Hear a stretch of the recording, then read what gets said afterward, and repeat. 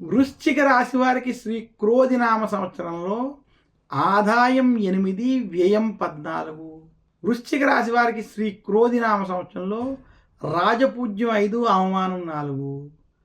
చిలకమర్తి పంచాంగరీత్యా దృక్ సిద్ధాంత పంచాంగ గణితం ఆధారంగా వృశ్చిక రాశి వారికి ఈ రకమైనటువంటి గోచార గ్రహస్థితి ఉంది. వృశ్చిక రాశి వారికి విశేషించి చతుర్థ స్థానంలో శని, అర్ధాష్టమ శని ఆఖరి భాగంలో ఉండడం.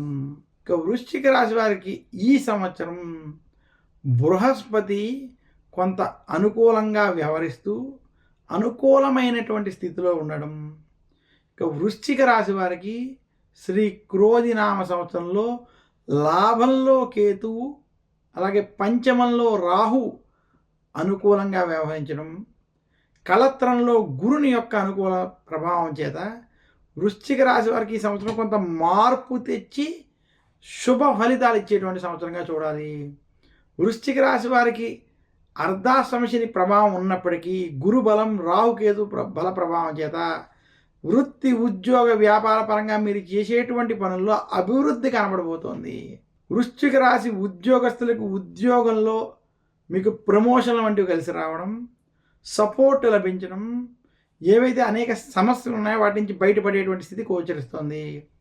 వృశ్చిక రాశి వారు గత కొంతకాలంగా ఏవైతే ఆరోగ్య సమస్యలు ఉన్నాయో ఆ సమస్యల నుండి బయటపడి లేదా మార్పు వచ్చేటువంటి స్థితి కూడా కనబడుతుంది. వృశ్చిక రాశి స్త్రీలకి శ్రీ క్రోధినామ సంవత్సరం కలిసి వస్తుంది. అనుకున్న పనులు అనుకున్న విధంగా పూర్తి చేస్తారు.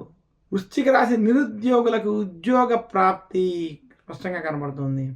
వృశ్చిక రాశి విద్యార్థులకు ఈ సంవత్సరం మాత్రం అంత అనుకూలంగా లేదు, కొంత కష్టపడాలి, జాగ్రత్తలు వ్యవహరించాలని మాత్రం సూచిస్తున్నాను. వృశ్చిక రాశి రైతాంగానికి మధ్యస్థ ఫలితాలు ఉన్నాయి.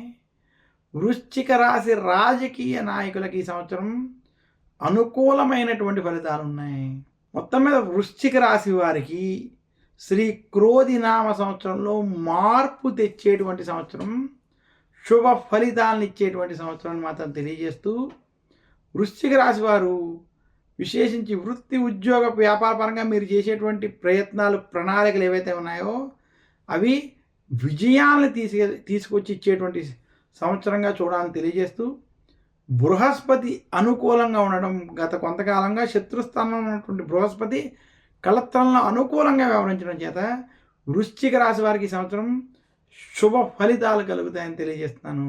వృశ్చిక రాశి వారు శ్రీ క్రోధినామ సంవత్సరంలో మరింత శుభ ఫలితాలు పొందాలి అంటే దశరథ ప్రోక్త శని స్తోత్రం వంటి స్తోత్రాలను పఠించడం, శనివారం రోజు శనికి తైలాభిషేకం వంటివి చేసుకోవడం వల్ల మరింత శుభ ఫలితాలు కలుగుతాయని తెలియజేస్తున్నాను. వృశ్చిక రాశి వారు ధరించవలసినటువంటి నవరత్నం పగడము. వృశ్చిక రాశి వారు ఆరాధించవలసినటువంటి దైవం సుబ్రహ్మణ్యేశ్వరుడు మరియు దుర్గాదేవి.